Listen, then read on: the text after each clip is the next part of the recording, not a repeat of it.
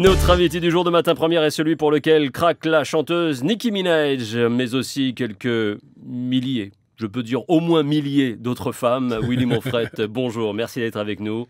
Merci de m'avoir invité. Ambassadeur de plusieurs grandes marques de prêt-à-porter, DJ, poteau de Nicki Minaj, qui a fait appel à vous dès ses débuts d'ailleurs, et aujourd'hui encore pour le nouveau clip, son nouveau clip, Regret Your Tears.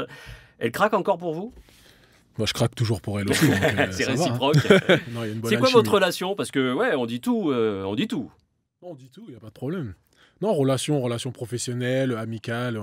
Elle aime travailler avec moi, on a une bonne alchimie quand on bosse ensemble. Et comme tu dis, j'étais avec elle dès le début. Ouais. Donc elle a l'habitude de bosser avec moi et elle sait que ça marche tout de suite. Ça marche bien. Tu fais des apparitions très régulières. Dans ces clips, tu es... souvent son mec, hein, tu joues le rôle de son mec. Comment vous vous êtes rencontrés? Comment ça s'est fait? Parce que la Nicki Minaj, effectivement, d'il y a une dizaine d'années, n'est pas celle d'aujourd'hui. Et il y a eu, à l'époque, ça s'est fait comment? Tout simplement, moi je venais d'arriver sur New York et j'avais signé avec une agence de mannequins et il y a eu un casting. J'ai passé ce casting avec le directeur de production, etc. J'ai dû jouer différents rôles. Et après, c'est elle qui a choisi... la personne qui matchait le plus avec elle. D'accord. Et c'était parti. Et là, elle t'a rappelé parce qu'il y avait eu un bon feeling. Et vous restez en contact? Vous êtes... On reste en contact, oui, bien sûr, oui. Mais bon, après, moi j'ai aussi un agenda, elle a aussi un agenda, donc c'est pas comme si on se voyait tous les jours. Oui, quand même. Madonna avait son French boy, Brahim Zaïba, et Nicki Minaj, c'est toi, quoi. Je suis pas sûr jusque-là. Pas jusque-là, ouais. C'est pas la même histoire. Alors non, tout ça c'est pour en effet amener la question. Est-ce que ces Français, on va dire, issus des communautés, réussissent mieux, notamment aux États-Unis? Écoute, moi je pense surtout qu'il y a... Comme je dis à différentes interviews que j'ai dû faire, en France, je vais avoir l'image d'un banlieusard. Mais parce que tu viens du 9-1 de 91 avec à Athis-Mont principalement, où tu as vécu. Ouais. Et à l'étranger, je suis un Parisien. Ouais. Donc français, parisien, à l'étranger, tout de suite, les gens ils sont attirés plus rapidement. Ils s'interrogent et en plus que je ne ressemble pas à un Français, l'interrogation elle est encore plus forte et l'attraction est encore plus forte, donc ça va beaucoup plus vite à l'étranger. Un Français renois, beau gosse qui plus est, ça le fait. Et du coup, cette carrière aujourd'hui que tu as, et on va en parler, tu n'aurais pas pu l'avoir ici à Paris, ça c'est clair? Je sais pas, franchement, moi j'ai toujours voulu voyager, donc de toute façon, il n'y avait pas photo. Après, je pense que ça aurait été plus dur ici. Ouais. Même avec le recul, ça fait 10 ans que tu as quitté la France. Ça fait 10 ans que j'ai quitté la France, ouais. Est-ce que, alors justement avec ce recul, tu as le sentiment que la France aurait besoin de cette discrimination positive, de ces quotas, comme il y a aux États-Unis, où on oblige les réalisateurs, les publicitaires, etc., à faire apparaître les communautés non visibles? Non, nous, on n'a pas voté pour Trump. Hein. On a choisi Macron, donc je pense pas qu'on ait besoin de ça quand même. Les Français ils restent quand même assez ouverts d'esprit. Et même s'il y a certains problèmes, ça n'a rien à voir avec les États-Unis. On est quand même mieux. Un peu mieux quand même. Alors, Monfret, ça ne loupe pas. C'est bien guadeloupéen. C'est Ah, ça, c'est sûr. Ça, c'est signé, c'est estampillé guadeloupéen, de mère bretonne, vécu à Athis-Mont dans le 91. Quelle enfance? C'était le petit banlieusard, c'est ce que tu dis? Oui, pur banlieusard, breakdance, le rap, tout ça. C'est vrai, c'était ça. Et puis l'athlétisme. Et l'athlétisme, ouais. Très rapidement? Très rapidement, pas vraiment. J'ai commencé à 18 ans en fait. Et ma carrière elle s'est arrêtée, j'avais 24 ans à cause de blessures. Au niveau? Tu oui. étais dans le pôle de course de haies de l'athlétisme français. Hein, oui, j'étais à l'INSEP, j'étais en équipe de France. Je m'entraînais avec Stéphane Caristan, Renaud Longuèvre. Mon ami d'entraînement, c'était Ledji Doucouré, etc. Donc, une belle aventure. Tip top. Ah, super. Beau souvenir. Et tu te destinais plutôt à ça, à travailler, à être un sportif donc de haut niveau que, on va dire, un DJ. Ah oui, c'est clair, c'était la piste d'athlétisme et non pas la piste des podiums, quoi. Exactement. Il y avait pas d'autres projets. Mon rêve, c'était les Jeux Olympiques et j'étais focus. D'accord. Et cette enfance avec des frères, des sœurs, des fils unique. D'accord. Une famille nombreuse. Ma mère a 6 frères et sœurs, mon père a 6 frères et sœurs. Donc beaucoup de cousins. Un bel entourage en tout cas. Exactement. Et toujours à Athis-Mont où tu retournes régulièrement? Toujours, ouais. Toujours pour visiter ma famille, ma mère, etc. Donc je rentre peut-être tous les 2 mois, j'essaie de rentrer, j'ai des tournées en Europe, et je passe toujours par la maison au moins 2-3 jours et je repars. Est-ce que tu as... Quel lien tu as gardé avec la Guadeloupe, par contre, l'autre partie? Lien très fort avec toute ma famille. J'ai mes grands-parents qui sont encore là-bas, mes oncles, mes tantes, mes cousins. J'y vais une fois par an. Et on a grâce aux social media, on a ce WhatsApp groupe. Ouais. Donc j'ai le groupe du côté de mon père, la Guadeloupe, et le groupe du côté de ma mère. Et tous les jours, ça s'envoie des Bretagne photos. Et Athis-Mont, exactement, ça s'envoie des photos. Là, hier, j'étais avec mon oncle, il prenait son bateau, il allait à Saint-Martin, il nous envoyait les langoustes, etc. Nous, on était là, c'est attends. J'arrive. Ça fait un peu la compétition. Et tu y retournes régulièrement, justement, J'essaie d'y aller le plus. J'habite à Miami, donc c'est pas loin. Et j'essaie vraiment d'y aller le plus possible. Est-ce que dans ton art d'aujourd'hui, DJ principalement, hein, c'est ce qui t'occupe le plus, qu'est-ce que tu as gardé de cette Guadeloupe? Est-ce que dans les rythmes, est-ce que tu te mets à mixer aussi des choses plus ethniques, on va dire? Il y a énormément d'influences caribéennes dans mon mix. Il y a beaucoup d'afrobeat, latin house et un peu de drums, percussions des Caraïbes, c'est sûr. Ça te parle et ça tu le travailles, tu l'exploites même à la limite? Ah, je l'exploite, bien sûr, bien sûr. De toute façon, quand on regarde aujourd'hui les billboards aux États-Unis, les premiers sons de Justin Bieber ou de Drake, etc., ils sont tous revenus à la base caribéenne. Il n'y a que des drums africaines et caribéennes. Donc, Petit extrait du travail de Willy Monfred, écoutez. Make me feel.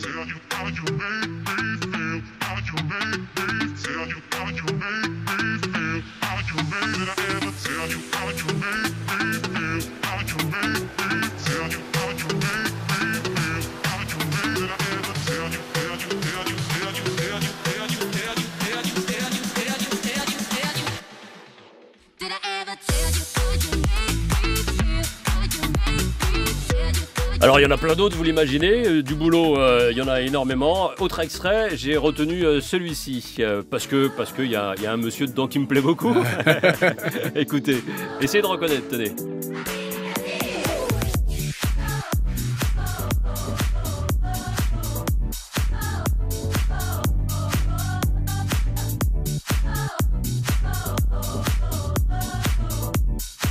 Ah, normalement on doit l'entendre chanter, non?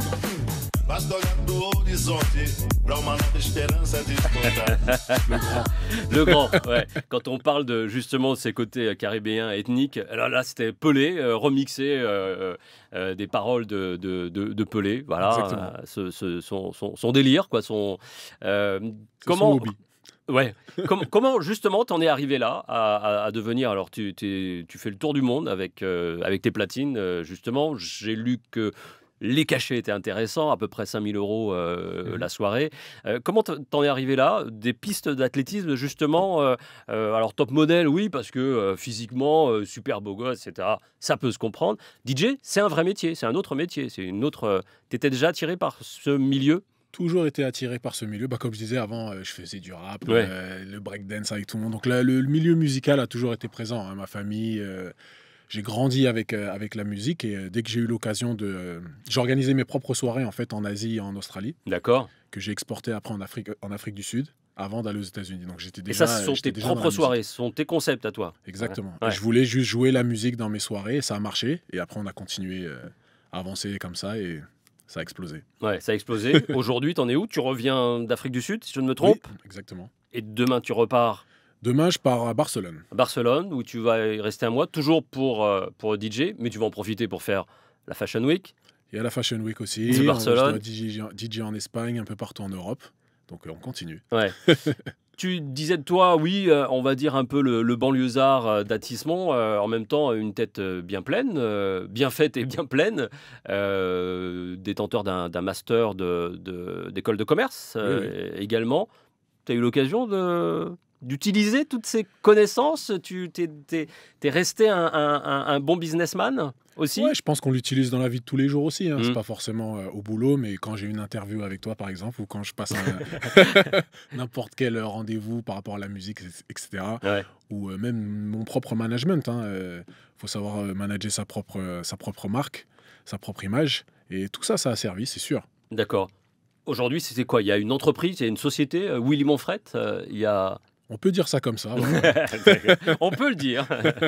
Je reviens à cette association entre sport et DJ. Le must pour toi, c'est lorsque tu étais dans le Club France au JO de Brésil, oui, c'est bien ça, de Rio, où tu as été le mixeur, le DJ de l'équipe de France. C'était en même temps la rencontre de ton monde, de tous tes mondes d'ailleurs, puisque tu retrouvais d'anciens potes d'athlétisme. Exactement, c'était vraiment pour moi, c'était vraiment un rêve qui se réalisait. Je n'ai pas fait les Jeux Olympiques en tant qu'athlète, mais j'ai réussi quand même à être avec l'équipe de France aux Jeux Olympiques de Rio et mixer pour la fermeture avec tous mes amis, anciens athlètes, coachs.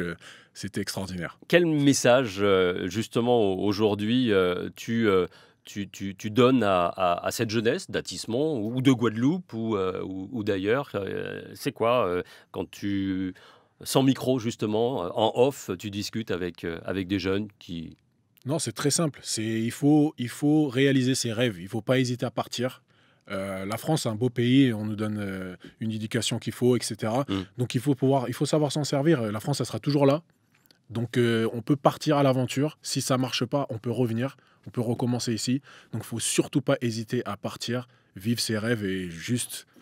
Et toi, ça, tu le savais dès le départ, après ton master en économie, tu as tout de suite tracé Tout de suite. Mais c'est grâce aussi à mon sport. Mon sport m'a fait voyager déjà avant. Donc, j'avais déjà eu ce petit goût de l'aventure et de l'international. Et voilà, j'en voulais encore plus. Et j'ai jamais été déçu. Que des expériences positives. Et j'ai habité partout, tous les continents. J'ai tout fait. Ouais. Et il n'y a rien à dire. C'est extraordinaire. Alors, Miami, où tu as vraiment ton camp de base, on va dire, mais aussi beaucoup l'Asie, le Japon aussi, où tu veux apprendre encore mieux le japonais. J'y suis jamais allé. J'apprenais le japonais à l'université et j'y suis jamais allé. Mais j'ai habité à Hong Kong, en fait. Ouais, d'accord. Et donc ça, aujourd'hui, est-ce que tu sais où tu voudrais te baser Pour l'instant, je suis sur Miami. En Europe, Paris au sud de la France.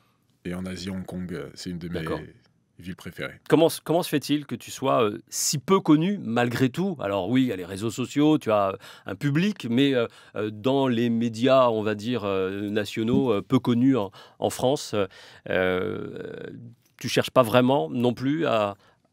Pas vraiment. Moi, ou alors tu es trop occupé? Oui, il y a ça aussi. Très occupé. Je suis parti, comme je dis, je suis parti il y a 10 ans de la France et j'ai pas fait plus de 3 mois dans un pays en 10 ans. À chaque fois, je bougeais autre part. Et j'ai fait que ça. Et c'est ça que j'aime. Donc, il n'y a pas aussi le temps de créer une relationnelle avec les médias, etc. Vu qu'on est toujours en train de bouger, on n'est pas forcément disponible aussi. Donc, petit à petit, j'essaie de me rendre un peu plus disponible. Et tu as accepté de le faire pour la Guadeloupe, avec le comité de tourisme des îles de Guadeloupe. Exactement. Non, mais c'est un plaisir, ça, de toute façon. Pour qui t'as prêté ton image et ta réputation. Il y a un autre chantier, apparemment, qui te tient à cœur, c'est celui du cinéma. Alors, c'est sûr, quand on fait des clips avec Nicki Minaj, finalement, on n'est pas loin d'une grosse production, j'imagine. Et ça te branche bien, alors? Franchement, ouais, le peu d'expérience que j'ai eu, ça m'a vraiment, vraiment plu. Et... si j'ai des opportunités dans le futur, c'est sûr que j'essaierai. Après, on ne s'improvise pas acteur du jour au lendemain. Et donc, faut ça aussi passe. Apprendre, etc. Mais, et c'est ce que tu fais? Tu te donnes les moyens? Enfin, tu arrives à prendre le temps de... Pour l'instant, j'ai vraiment pas le temps de faire les classes, etc. Mais après, via toutes ces expériences que j'ai, via le mannequinat, etc., les courts-métrages que j'ai faits, etc., petit à petit, on monte une bonne expérience du côté acting, etc. Et tu prends de l'assurance dans tout ça. Est-ce qu'il y aura des possibilités de voir, ou est-ce que c'est déjà le cas d'ailleurs, comme Guetta peut le faire, sortir des sons estampillés Willy Monfrette, ou alors il faut absolument être en soirée avec toi pour pouvoir en profiter? Non, bien sûr, sur Spotify, iTunes, iMusic, Apple Music, etc. C'est partout. Et j'ai un mini-album qui va sortir dans un mois et demi, avant l'été. Ce sera le premier? Ça sera... En fait, c'est un EP, donc il y aura 4 sons. Ouais. J'avais déjà sorti un EP avant de 2 sons et plusieurs remixes pour d'autres artistes. Donc, oui. Donc oui, tranquillement. c'est à venir. Ouais, ça vient. Merci beaucoup, Willy Monfred, d'avoir été avec nous. Bon courage pour la suite. N'hésite pas à nous faire des petits coucous quand tu es de passage ici ou en Outre-mer. Avec plaisir. Tu connais bien effectivement la partie, on va dire, Caraïbes-Atlantique, peu encore Polynésie, Réunion et tout ça. Et je crois que c'est autant de lieux où tu t'y sentiras bien. C'est dans la liste. Il n'y a pas de raison. Merci beaucoup d'avoir été Merci. avec nous sur Outre-mer Première. Bon courage. Merci, au revoir.